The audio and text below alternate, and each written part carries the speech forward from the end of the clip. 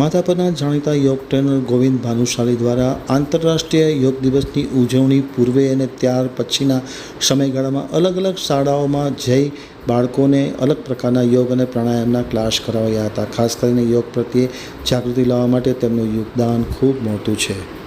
હવે જઈ માધાપર આમતક ન્યૂઝ બ્યુરોનો એક વિસ્તૃત અહેવાલ. ગુજરાત રાજ્ય યોગ બોર્ડના યોગ ટ્રેનર ગોવિંદ ભાનુશાલી માધાપર દ્વારા છેલ્લા 4-5 દિવસથી આંતરરાષ્ટ્રીય યોગ દિવસ 21 જૂન 2026ને અનુલક્ષીને દરરોજ જુદી જુદી શાળાઓ તેમજ અન્ય જગ્યાએ ગુજરાત રાજ્ય યોગ બોર્ડના બેનર હેઠળ કોમન પ્રોટોકોલ મુજબ યોગ અભ્યાસ કરવાનું આયોજન કરવામાં આવ્યું હતું. જેના ભાગરૂપે ગત તારીખ 19 જૂનના રોજ હિન્દી માધ્યમિક પ્રાથમિક શાળા ભુજ ખાતે, તારીખ 20મીના રોજ સંસ્કાર સ્કૂલ ભુજ ખાતે, તારીખ 20 જૂનના રોજ માધાપર પંચાયતી પ્રાથમિક શાળા માધાપર નવાવાસ, 21મી જૂન યોગ દિવસ નિમિત્તે ભુજ મિર્જાપર રોડ ઉપર આવેલી હોટલ રામીમાં તથા 21મી જૂન સાંજે 6 થી 7:30 ભાનુશાલી સમાજવાડી માધાપર, 22મી જૂન તારીખ 7 થી 8 પંચાયતી પ્રાથમિક શાળા કોડકી ખાતે યોગ અભ્યાસ કરાવવામાં આવ્યો હતો. મોટી સંખ્યામાં બાળકો આ યોગ અભ્યાસમાં જોડાયા હતા.